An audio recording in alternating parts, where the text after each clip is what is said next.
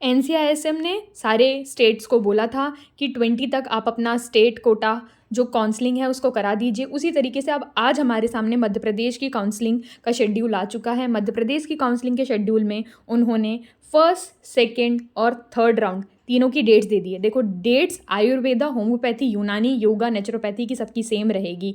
और ये देखो एमडीएमएस के लिए मतलब स्थानोत्तर के लिए हमारी पीजी के काउंसलिंग के बारे में ये डिटेल्स मिलेगी। यहाँ पर ये भी बताया गया है कि जो इसमें कौन कौन पार्ट लेगा, तो इसमें पार्ट लेंगे हमारे जो कि शासकीय, स्वशासी एवं निज आयुर्वेद, होम्योपैथी, यूनानी एवं प्राकृतिक चिकित्सा एवं योग विज्ञान महाविद्यालय इसमें प्रवेश लेंगे। अब देखो डेट्स बहुत याद रखनी है हमको अच्छे से, क्योंकि ज़्यादा टाइम नहीं दिया है। हर काउंसलिंग के राउंड के लिए उन्होंने 3-3 दिन ही एक एक स्टेज के लिए दिए गए हैं। ठीक है, जैसे आपका रजिस्ट्रेशन किस जहाँ पर होने वाला है, एमपी ऑनलाइन की जो वेबसाइट है, एमपी ऑनलाइन के जो साइबर कैफ़ेज़ हैं वहाँ पर जाकर आप रजिस्ट्रेशन कराएंगे। 3 दिन आपको रजिस्ट्रेशन के लिए दिए गए हैं। 24 से हमारा रजिस्ट्रेशन स्टार्ट हो जाएगा और एडिट की सुविधा के लिए सिर्फ 1 दिन एक्स्ट्रा मिलता है, दैट इज़ 27th। ठीक है, अब मेन चीज़ आती है अभिलेखन सत्यापन। देखो अभिलेखन सत्यापन से क्या समझना है कि आपको आपका डॉक्यूमेंट वेरिफिकेशन ऑफलाइन जाकर कराना पड़ेगा। कहाँ? ऑफलाइन जाकर कराना पड़ेगा। अब इसको आप कहाँ जाओगे? ऑफलाइन आपको कोई भी शासकीय मतलब गवर्नमेंट कॉलेज होना चाहिए। एमपी में हमारे पास आयुर्वेद के 7 गवर्नमेंट कॉलेजेस हैं। आपको जो भी नियर बाय लगता है आप वहाँ पर इन डेट्स में जाके, डेट्स भी ज़्यादा नहीं है, 25, 26 and 27 are the only dates, उसमें जाकर आपको आपका डॉक्यूमेंट वेरिफिकेशन कराना है। जिन बच्चों का रजिस्ट्रेशन हो गया है, रजिस्ट्रेशन स्लिप को लेकर आपको आपके सारे डॉक्यूमेंट्स लेकर जाना है। देखो डॉक्यूमेंट ज़्यादा लेके जाओगे कोई दिक्कत नहीं, लेकिन कोई भी डॉक्यूमेंट कम नहीं होना चाहिए किसी भी कारण से। ठीक है, कहाँ पर कराएंगे आप? साथ ही साथ होम्योपैथी, यूनानी, प्रकृति मतलब किसी के भी हो, आयुष के हो, आयुष कॉलेज जा सकते हो।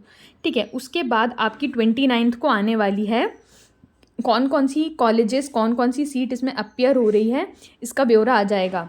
रिक्त सीटों की स्थिति आ जाएगी। फिर सेम डेट पर हमारी आएगी मेरिट सूची। आपको पता चल जाएगा कि आपकी स्टेट रैंक क्या है।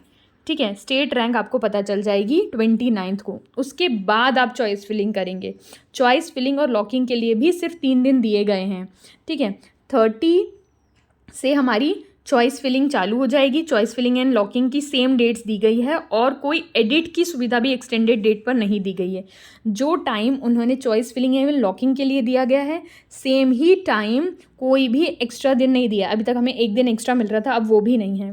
ठीक, और रिज़ल्ट भी बहुत जल्दी आ जा रहा है, जबकि हमारी AA CCC की जो रिज़ल्ट आएगा सेकेंड राउंड का वो 9 अक्टूबर में आएगा, लेकिन हमारा मध्य प्रदेश का रिज़ल्ट 8 अक्टूबर में ही आ जाएगा। तो जो बच्चे दोनों राउंड्स भरने वाले हैं उन्हें बहुत ध्यान से भरना है, क्योंकि आप स्टेट में आपको ज़्यादा स्टाइफंड, कॉलेज एक्सपोजर अच्छा मिल रहा है या ऑल इंडिया में मिल रहा है, ये आप पे डिपेंड करता है। और अगर आपको किसी भी चीज़ की इन्फॉर्मेशन चाहिए तो प्लीज़ फ्री टू आस्क। ठीक है, उसके बाद हम ये देखते हैं आपको एडमिशन लेने के लिए अगर आपका रिज़ल्ट 8 को आ जाता है तो फिर 9, 10 और 11 तारीख आपको दी गई है कि आप अपना एडमिशन कराने के लिए। अब देखो कॉलेज हमारे 5 बजे तक खुले रहते हैं, तो हमेशा याद रखना टाइमिंग 5 बजे तक की है, क्योंकि दूर दूर जाना पड़ेगा, तो 5 बजे तक की ही टाइमिंग है। जल्दी से जल्दी जिनको कॉलेजेस मिलते हैं अपनी सीट जाकर लॉक कर सकते हैं। ठीक है, अब प्रवेश निरस्तीकरण कौन बच्चे कराएंगे? जिन्हें या तो स्टेट में कम अच्छी कॉलेज मिला या उनको स्टेट की सीट नहीं चाहिए थी, लेकिन उन्हें आ गया शेड्यूल तो उन्होंने सीट भर दी और उन्हें AA CCC में बहुत अच्छा कॉलेज मिल रहा है, सेंट्रल का कॉलेज उन्हें मिल रहा है। और यहाँ पर उन्होंने स्टेट के चक्कर में पास में रहने के लिए यहाँ पर कॉलेजेस भर दिए थे, तो वो लोग अपनी क्या करा सकते हैं? सीट कैंसिल करा सकते हैं। प्रवेश निरस्तीकरण के लिए भी उन्हें 3 दिन का शेड्यूल दिया गया है। इस तरीके से हमारा फर्स्ट राउंड वो यहाँ पर कंप्लीट हो जाएगा। सेकेंड राउंड की डेट्स देख लेते हैं। तो फिर जिन्होंने ऑनलाइन एडमिशन नहीं कराया, अपनी एप्लीकेशन का रजिस्टर नहीं कराया, वो फ्रेश रजिस्ट्रेशन करा सकते हैं 12, 13 और 14 अक्टूबर में। फिर उसके बाद क्या कराना है? पंजीकरण फॉर्म में एडिट की सुविधा इन्होंने एक्स्ट्रा दिन 1 एक्स्ट्रा दिया है। आप 15 तारीख तक एडिट करा सकते हैं। अभिलेख सत्यापन, अगर आपने फर्स्ट राउंड में डॉक्यूमेंट वेरिफिकेशन करा लिया, आपको सेकेंड राउंड में डॉक्यूमेंट वेरिफिकेशन की ज़रूरत नहीं है। लेकिन अगर आप फ्रेश रजिस्ट्रेशन कर रहे हैं तो हाँ, आपको रजिस्ट्रेशन के लिए, आपको डॉक्यूमेंट वेरिफिकेशन कराने के लिए आपको नियर बाय, जैसे कि मैंने पहले बताया था, जहाँ भी आपको नियर बाय पड़े आप वहाँ पर जाके अपना डॉक्यूमेंट वेरिफिकेशन कराएं। जो आपकी मेरिट लिस्ट आएगी 16 17 ऑफ अक्टूबर में आएगी, जो आपकी रिक्त सीटों की सूची आएगी, क्योंकि पहले राउंड में कॉलेजेस भरा जाएंगे, उसके बाद जो 16 ऑफ अक्टूबर में आपकी रिक्त सीटों की स्थिति आ जाएगी और मेरिट सूची एक दिन बाद आएगी। फर्स्ट राउंड में ये चीज़ क्या थी, सेम डेट पर आ रही थी, लेकिन अब डेट अलग है। फिर उसके बाद आपकी चॉइस फिलिंग की सुविधा आ जाएगी। चॉइस फिलिंग की सुविधा इन्होंने 18th, 19th, 20 और 21, 22, ठीक है, काफ़ी ज़्यादा समय दे दिया। अभी तक का सबसे ज़्यादा समय इन्होंने यहीं पे दिया है कि सेकेंड राउंड में आप सोच समझ कर अपनी चॉइस फिलिंग करें। उसके बाद हम देखते हैं चॉइस फिलिंग, लॉकिंग और एडिट की सुविधा उन्होंने एक्स्ट्रा नहीं दी है।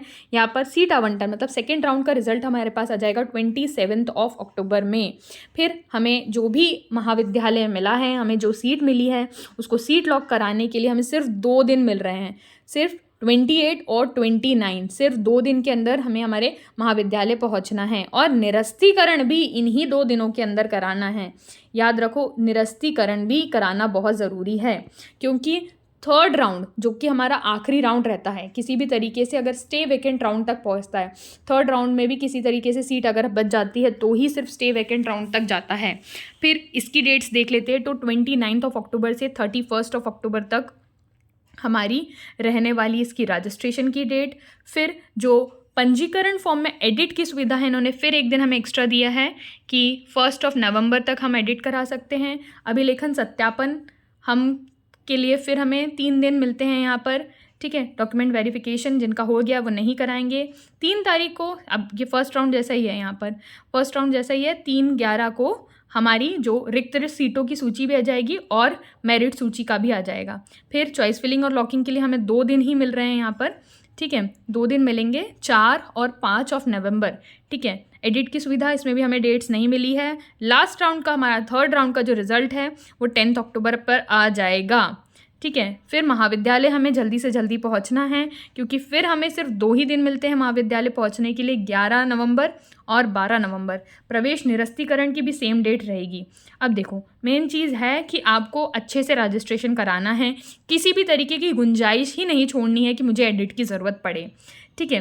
प्रवेश में जो इच्छुक है, जो कराना चाहते हैं, अपनी स्टेट काउंसलिंग कराना चाहता है, या मध्य प्रदेश के आप मूल निवासी है तो आप अपनी स्टेट में ट्राई करना चाहते हैं, तो आप काउंसलिंग को बहुत अच्छे से अटेंड करिए, क्योंकि देखो बहुत सारी चीज़ें काउंसलिंग पर ही डिपेंड करती है, ठीक है।